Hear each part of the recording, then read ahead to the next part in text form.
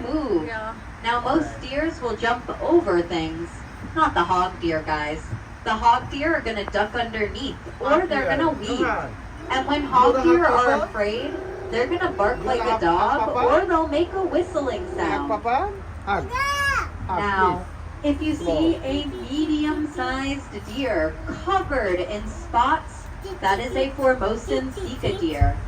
Formosan Sika deer are native to the island of Taiwan, formerly known as Formosa, and they are extinct in the wild.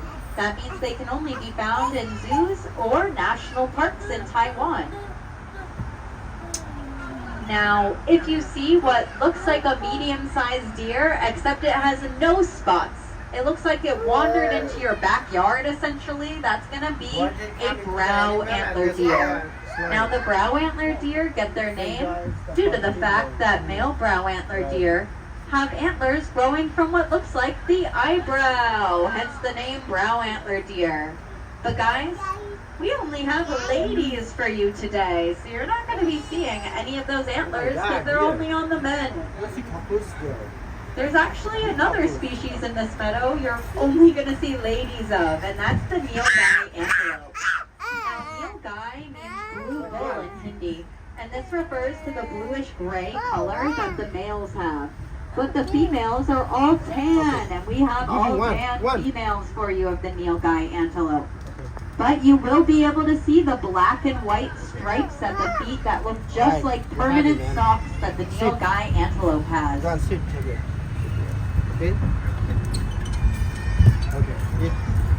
Alright guys, the deer and antelope are going to start popping up in front of us, so get ready.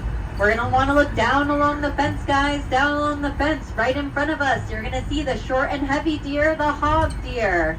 Oh guys, now I got to talk about this large chocolate colored deer. This is the sambar deer. And look in the back left, you can see the spotted Formosan Sika deer behind them. Now the sambar deer, these large chocolate colored deer, are not just the biggest deer in this meadow, they're the biggest deer in all of Southeast Asia. The males can weigh up to 650 pounds. Now you can see the tan creature with the black and white stripes behind them. They're going to be right in front of the train. And you're going to see the brow antler deer that look like they could have wandered into your backyard. Here's some brow antler deer right in front of the train, guys. If you want to see more of the hog deer, they're in that very back right of the corner of the habitat. Now in the next meadow, guys, we have a deer that weighs no more than 40 pounds, and it's the same color as the fallen leaves. We're looking out for the Chinese tufted deer. Keep your eye along the back fence because they blend in with the leaves. Oh, yep, I see one laying down in the leaves along the back fence, guys. You're kind of playing I Spy a bit with the Chinese tufted deer. Now they get their name due to a tuft of fur on the forehead, but guys, I'm obsessed with their nickname. Now they get this nickname because the males have upper canine teeth that extend over the bottom lip. Oh, here's two of them right in front of us, guys, right along this hillside. Now can you guess what nickname they get?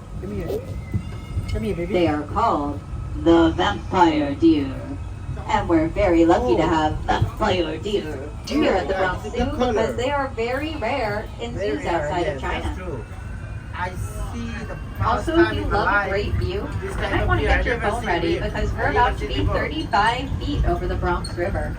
Now, thousands of commuters pass over this river every day. But the river rushes along underneath, providing a habitat for fish, migratory birds, turtles, and ducks.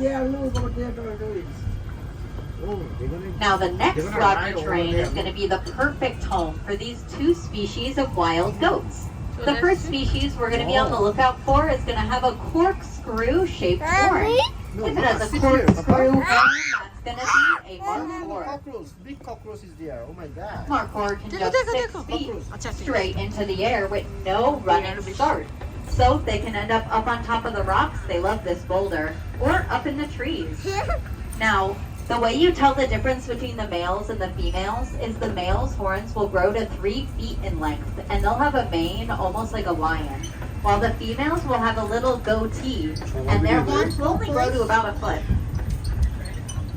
Now, all of those goats you're seeing up on top of that boulder ahead of us are all markhor. There's another species that lives in this meadow as well called the Himalayan tar.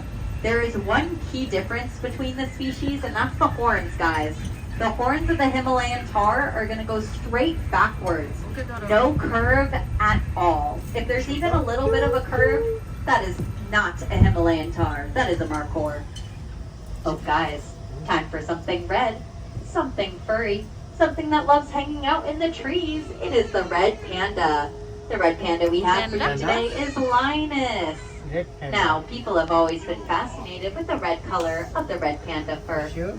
In Nepal, they're called hunho. I have never seen red This panda. means fire fox, while the Chinese word for red panda means small bear cat.